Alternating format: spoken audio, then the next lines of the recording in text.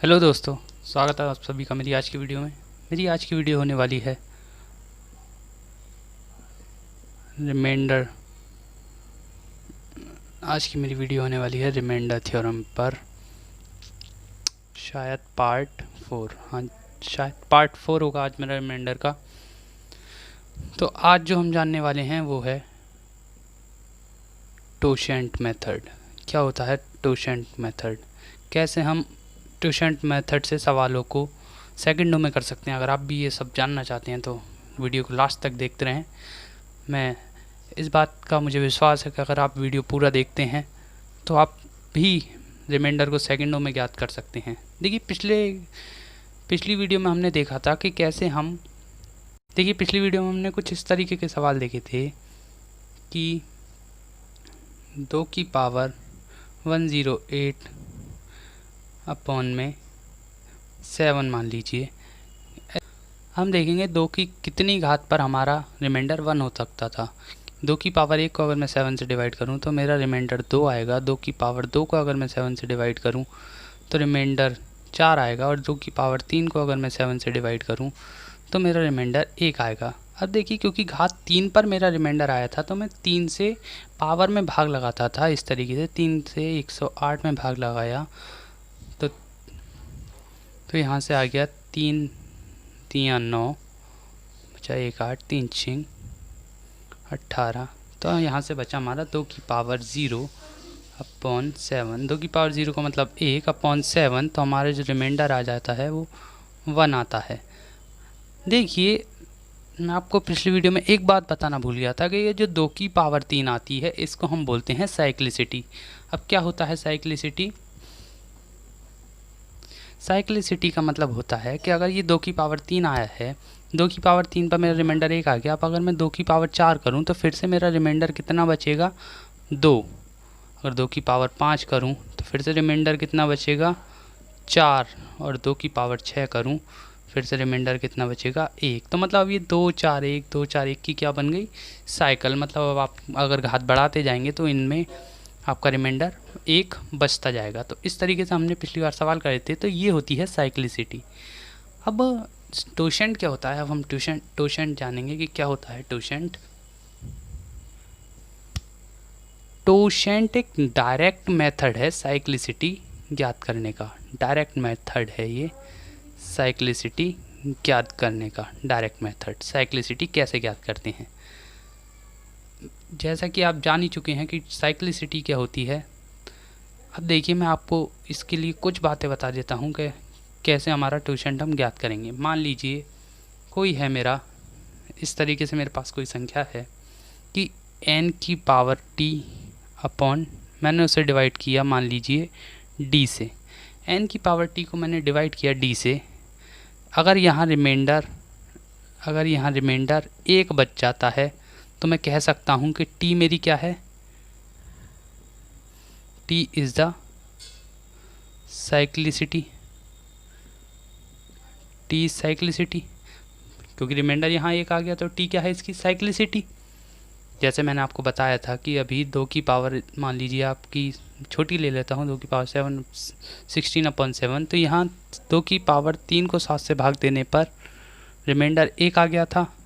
तो मेरी 3 क्या थी? इसकी साइक्लिसिटी थी। तो यहाँ अगर t घात होने पर रिमाइंडर 1 आ रहा है तो t क्या होगी? साइक्लिसिटी। अब इसी को ही हम क्या बोल देते हैं? इसी साइक्लिसिटी को क्या बोला जाता है? Cyclicity is totient. बस ये डायरेक्ट मेथड होगा हमारा। यहाँ हमारी एक कंडीशन ज़रूर अप्लाई होनी चाहिए कि ये जो n है एंड d है, ये दोनों क्या होने चाहिए? को प्राइम नंबर्स। ये n और d दोनों कैसे होने चाहिए? को प्राइम। अब को प्राइम कौन से होते हैं? को प्राइम नंबर्स वो होते हैं जिनका HCF कितना हो? 1, जिनके बीच में कुछ भी कॉमन ना हो, वो हमारे होते हैं को प्राइम। अगर ये दोनों नंबर को प्राइम हैं और यहाँ t की पावर 1 आ रही है तो साइक्लिसिटी कैसी होगी? टोशेंट। अब देखते हैं हम टोशेंट हम कैसे ज्ञात करते हैं। चलिए देखते हैं हम। मान लीजिए आपको 7 का टोशेंट ज्ञात करना है तो आप क्या करेंगे? 7 के अभाज्य गुणनखंड कर लेंगे। आप 7 के अभाज्य गुणनखंड करेंगे तो 7 ही आएगा और कोई इसका अभाज्य गुणनखंड नहीं आएगा। तो हम टोशेंट याद करते हैं कि अगर मुझे 7 का निकालना है तो गुणा कर दूंगा मैं इसके 7 गुणा कर दूंगा मैं 1 माइनस इसका जो अभाज्य गुणनखंड होगा, मतलब मैं लिख दे रहा हूँ प्राइम फैक्टर, जैसे 7 इंटू 1 माइनस इसका प्राइम। तो देखिए इसका हम टोशेंट निकालेंगे 7 इंटू 1 माइनस इसका प्राइम फैक्टर कितना है 7। 7 का कोई प्राइम फैक्टर नहीं होगा तो 7 ही होगा। अब निकालेंगे हम 7 इंटू 7 एक कम 7 में से एक गया 6/7, 7 से 7 ख़त्म। इसका टोशेंट कितना आएगा, टोशेंट को मैं टी से डिनोट कर रहा हूँ यहाँ पर, टोशेंट कितना आएगा 6। देखिए टोशेंट कितना आया इसका 6। तो मैं यहाँ से एक बात कह सकता हूँ, क्योंकि किसी भी प्राइम नंबर का प्राइम फैक्टर जो होगा वो केवल वही संख्या होगी, तो मैं कह सकता हूँ कि अभाज्य संख्याओं का टोशेंट उनसे एक कम होता है। जैसे मान लीजिए 7 एक अभाज्य संख्या है तो इसका टोशेंट कितना होगा 6। 11 एक अभाज्य संख्या है, टोशेंट कितना होगा 10। 17 एक अभाज्य संख्या है, टोशेंट कितना होगा 16। 41 एक अभाज्य संख्या है, टोशेंट कितना होगा 40। ये हो गया जब हमारी संख्या अभाज्य हो तो हम टोशेंट कैसे निकालते हैं। चलिए अब पहले इस पर कुछ सवाल करते हैं हम। चलिए बढ़ते हैं अपने कुछ सवालों की तरफ। तो पहला सवाल मैं इस तरीके से लेता हूँ कि 3 की पावर 102 अपॉन में 101। अब देखिए यहाँ पर मुझे क्या करना है, यहाँ पर मुझे जो नीचे वाला डिवाइज़र है इसका मुझे क्या निकालना है टोशेंट, और उससे भाग लगा देनी है मुझे पावर में। पहले 101, देखिए 101 एक प्राइम नंबर है तो इसका टोशेंट कितना होगा, टोशेंट होगा इसका 100। अब 100 से आप इसकी पावर में भाग लगा दीजिए और रिमाइंडर ले लेंगे हम। देखिए 3 और अगर 102 में हम 100 से भाग लगाएंगे तो हमारा रिमाइंडर कितना बचेगा 2, और अब हमें भाग कितने से देनी है 101 से। देखिए यहाँ से क्या आएगा 3 की पावर 2 9, अगर हम 101 से भाग लगाएंगे तो रिमाइंडर हमारा कितना रहेगा 9 ही रहेगा। मैं आशा करता हूँ आपको अब ये सवाल तो समझ में आ गया होगा। चलिए अब हम कुछ सवाल जल्दी से इन्हीं के ऊपर लेते हैं। जैसे मान लीजिए आपका नेक्स्ट क्वेश्चन है कि 3 की पावर 258 बट्टे में 17। 17 का टोशेंट कितना होगा 16। 16 से हम इसकी पावर में भाग लगाएंगे, भाग लगाइए आप। तो देखिए 16 एकम 16 बचे 9 और 8, 16 पंजे 80, 16 छक्का 96, बचेगा कितना 2।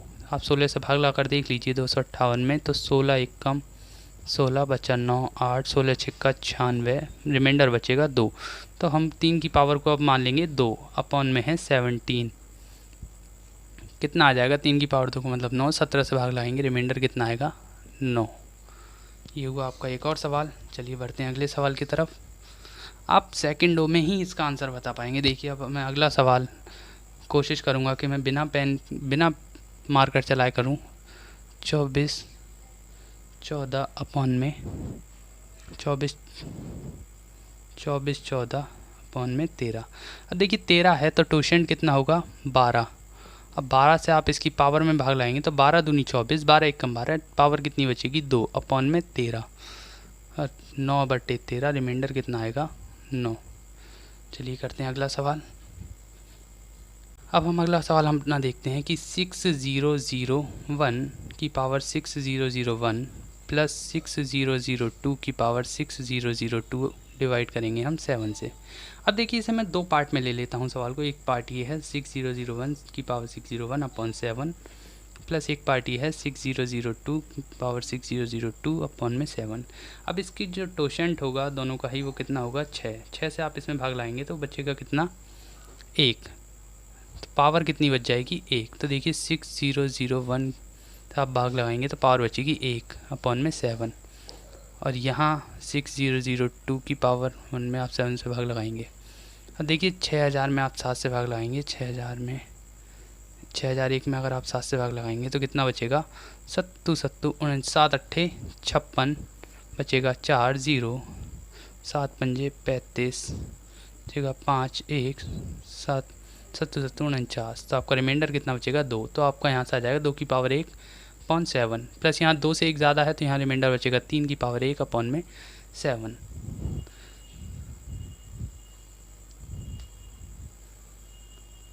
देखिए यहाँ सॉरी यहाँ मिस्टेक है कि यहाँ टोशन 6 है, 6 से अगर आप इसमें भाग लगाएंगे तो इसकी पावर कितनी बचेगी 2। तो यहाँ 3 की पावर कितनी आएगी 2।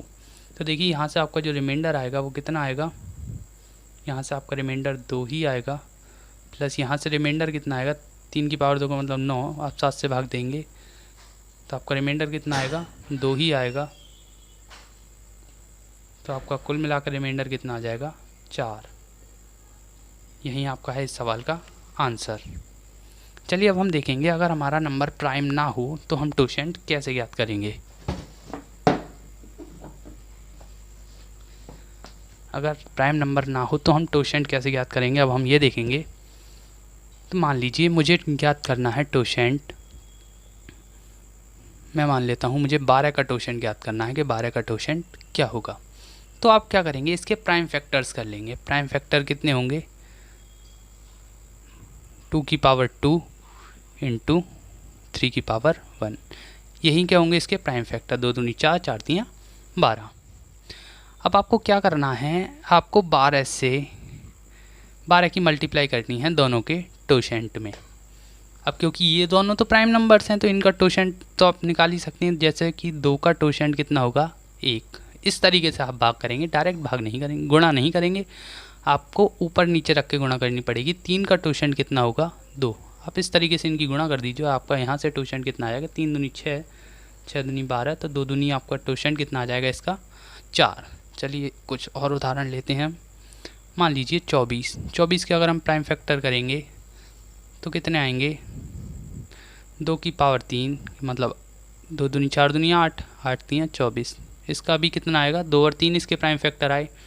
तो आप करेंगे 24 गुणा यहाँ 2 का टोशेंट 1, यहाँ 3 का टोशेंट 2, आपका यहाँ से कितना आएगा 3 दूनी 6, 6 से आप करेंगे 4 बार तो इसका टोशेंट आएगा 8। देखिए मैंने आपको बस थोड़ा सा शॉर्ट करके बता दिया है, तरीका वही है। जैसे मान लीजिए 24 का अगर आपने अभी डायरेक्ट करा तो आपका आ गया 8। अब देखिए करते कैसे हैं रियल में, कैसे करते हैं, 2 की पावर 3 गुणा 3। अब देखिए आप इसे कैसे करते हैं रियल में, 24 गुणा मैंने आपको जैसे पहले बताया था कि 1 माइनस 1 अपॉन प्राइम फैक्टर।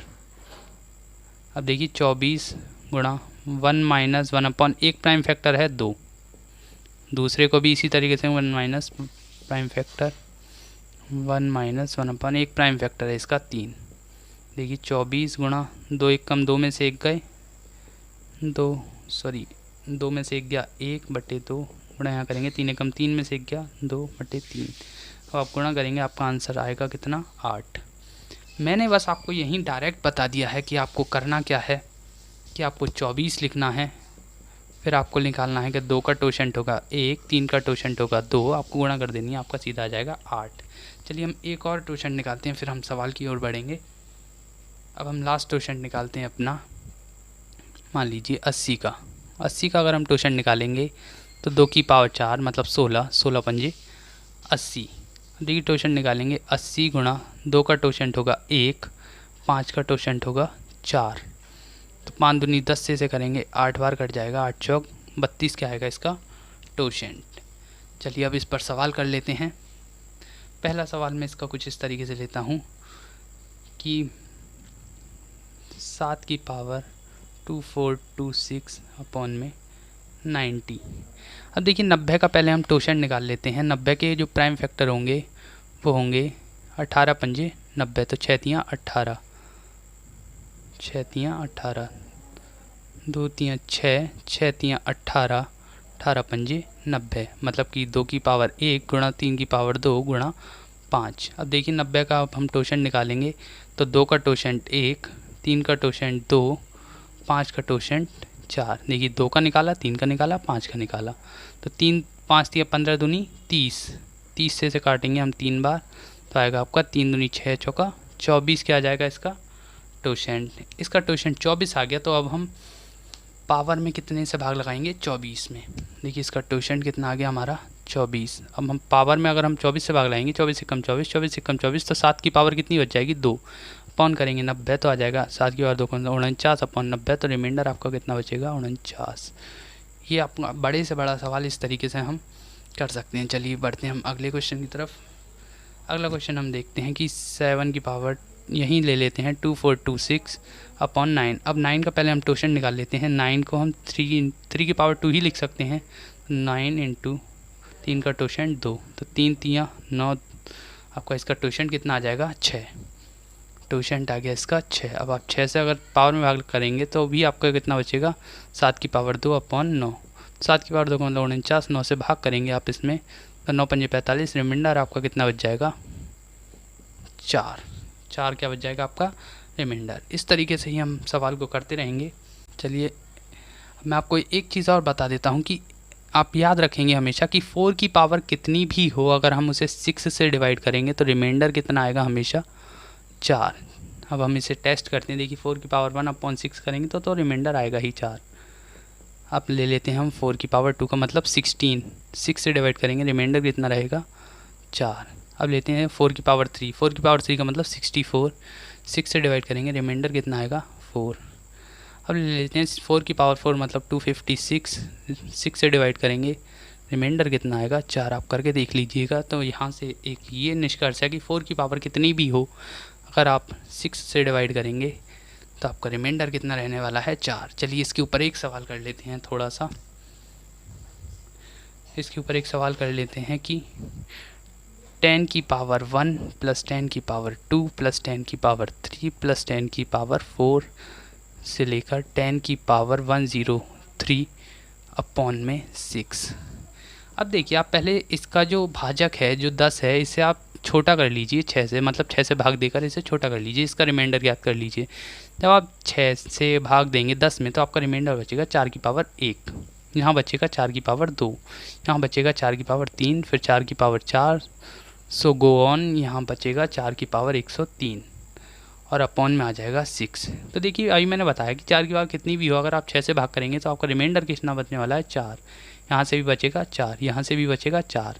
लेकिन आपने ये देखा कि जब भी 3 4 इकट्ठे हुए तो ये कितने हो गए 12, और 12 आप 6 से काट सकते हैं। ऐसे ही जो 3 3 के पेयर होंगे वो मिलकर 6 से कट जाएंगे। तो 103 तक 3 के कितने पेयर बनेंगे, 3 निकाल लीजिए आप। 103 तक 3 के पेयर कितने बनेंगे, कितने भी बने लेकिन वो जो होगा वो 3 से कट जाएंगे। तो हम इसका रिमाइंडर याद कर लेते हैं। तो 3 तियाँ 9 बचा 1 3, 3 चौका 12, रिमाइंडर कितना बचा 1, मतलब हमारी एक संख्या बच जाएगी और बाकी सब 3 के जोड़े में आ जाएंगे।